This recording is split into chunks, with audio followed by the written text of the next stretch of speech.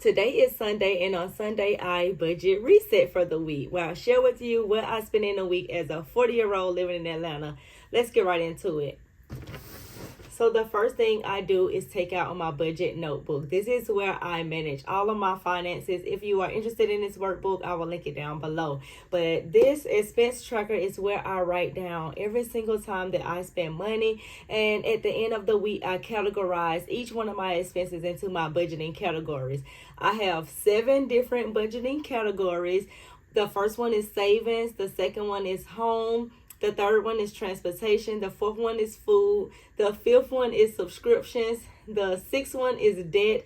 And then the seventh one is miscellaneous / everything else. Basically the things that I did not really budget for, or things that I budget for that did not fit in the other categories. So I'm going to be breaking down how much I actually spent in each one of these categories. So I have everything written out on my sticky note. I like to use a sticky note so I can just stay on task.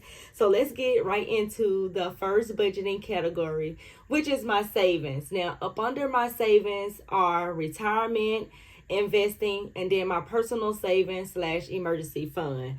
So for this week, I put $508.19 inside of my savings budgeting categories. These items are automatically taken out of my paycheck. Once I'm paid, I usually just save every time that I'm actually paid, because it's easier for me to do it that way, because I have all of my money going like separate different banking accounts, separate different places. And I'm the type of person, if I don't see it, I don't miss it. So once I'm actually paid, this savings or the retirement, the investing, the personal savings / emergency fund, they go to their account, and then the rest of the amount of money is placed inside of my checking account for my bills and expenses.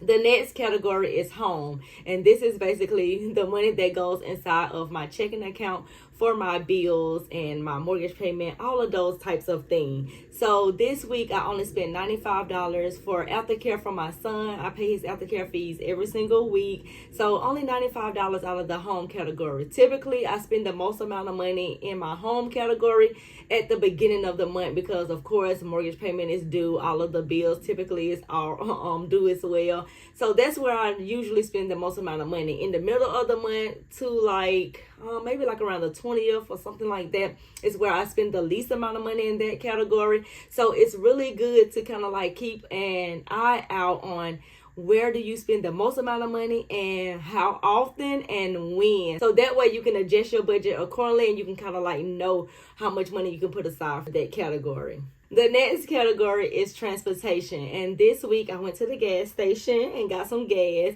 I went to Kroger this time. Usually I go to Walmart. I love the Walmart gas. And this kind of like threw me off, because I was like, Kroger. When I seen the transaction that came through and it said Kroger, I was like, I didn't go to no Kroger. But when I thought about it, I went to Kroger for gas. So they don't separate the gas from just like the regular Kroger expenses. So that's why I like Walmart. When I go to the gas station at Walmart, it says Murphy Express and it says gas, but this one, it almost kind of like threw me through a loop. I almost thought that my car was compromised, and I was like, because I didn't go to no Kroger. But when I thought about it and I sat down, that was gas I got at the Kroger.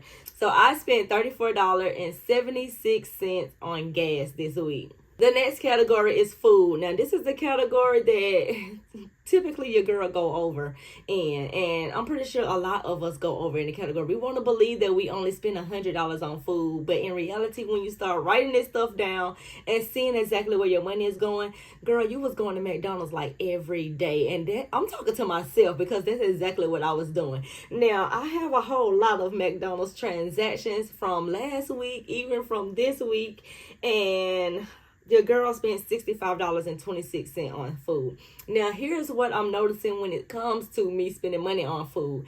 When I'm with my son or with my family, of course, I spend the most amount of money. But when I'm by myself and I eat out, I'm only getting one thing. So maybe this should tell me, I don't know, cook at home or something, or maybe do not drive by McDonald's, or I don't know, maybe get just one thing and get everything else at home.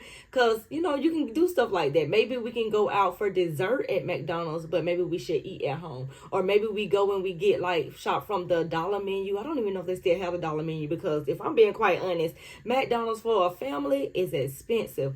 Me and my son, now I don't think I only got a frappe, and he got a Happy Meal. But when he get a Happy Meal, of course he want an ice cream as well, so he got a McFlurry, and that was $15.65. These fast food places are expensive. So I don't know what I'm going to have to do when it comes to the McDonald's. Maybe I'm going to have to lay off of it. I used to just buy my iced coffee from Walmart in the jars. But I don't know. I've been getting back on to going to McDonald's and getting that iced coffee from there, and paying the $2.85 by using the discount in the app. The next category is subscriptions. Now, this week for subscriptions, I only paid $1.99, and that was for Google storage. And you may be like, girl, why are you paying for Google storage? Google is free. Your girl got hundreds of thousands of emails that I have not checked, and I'm just not gonna be able to go through every single one of those emails. Now, I have been kind of like trying to delete it and clear it out, but I'm like, okay, $2 a month right now, I need it, because that's the email that I have where my son's school, they send over emails. That's like my main email, so I need that email now. Everything else I probably could just delete, but I actually have to really look through those emails and, you know, see what is junk and what is not. And it just takes a lot of time to do that. The next category is debt. Now, this week I did pay my minimum payment on my Discover credit card. However, that payment did not clear just yet. So I'm going to say $0 actually was put towards the debt this week, because it did not come out of my banking account just yet. Now, that payment was actually due on the 14th. As of today is the 16th, so it probably is going to clear on Monday or Tuesday, and then I'll have it on next week's What I Spent in a Week video. But so far for debt, nothing was sent over there. Nothing was actually taken out of my banking account when it comes to debt payments. The next category is miscellaneous / everything else. And in this category, your girl spent $166.80. And this was because my son's phone screen went blank. It was just blacked out. Phone was not even working. Wasn't even charging. Wasn't doing anything. Come to find out, he done broke the screen, cracked the screen, or whatever. I don't know. My dad had to take him to like a phone shop, and they said it was the screen. So we had to get the screen replaced, and that was $75. And I'm just so upset, because I'm like, okay, I had just bought him some shoes, and the shoes was like $90.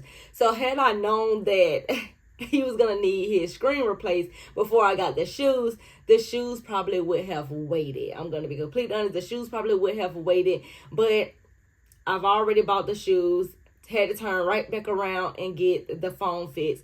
So $166.80 was spent on that. And that's why it's so important. That's why it's so important to at least have money set aside for like emergencies, unexpected expenses, because the way my budgets have been set up lately, every single month he needs something. Either the teacher is calling and saying that they're going on a field trip and it costs this amount of money, or something happens with his phone, or something happens where I don't overspend in another category and I have to go in and take money from the other accounts and, you know, make it all work out. But that's why it's so important, you guys, to at least put something aside. I do have like a little bit of buffer, because what I do is I have different banking accounts for different things. So although you hear me reading all of these budgeting categories off and telling you exactly how much I spent in each, how I have the money set up is different. So if you want me to do a video on how I have my banking account set up, let me know that in the comment section down below, and I will do a video on that. But the total amount spent this week as a 40-year-old living in Atlanta, $872 even, you guys. $872 even. I'm a little upset about that, because especially if I would have not spent the money on the shoes and the getting the phone fixed, that would have dropped me down to maybe like $700, $600. And it's not really total money spent, because I did save $500. So I'm not really mad about the amount. It's just, I'm trying to get this budget all the way down so I can attack this debt more quickly, because my goal is to pay off all of my credit card debt and my collection account by the end of this year. And I gotta cut back somewhere, and I don't know what else I'm gonna be able to cut. But that's all for this video. I hope you guys enjoyed what I spent in a week as a 40-year-old living in Atlanta, and I will see you guys in the next video.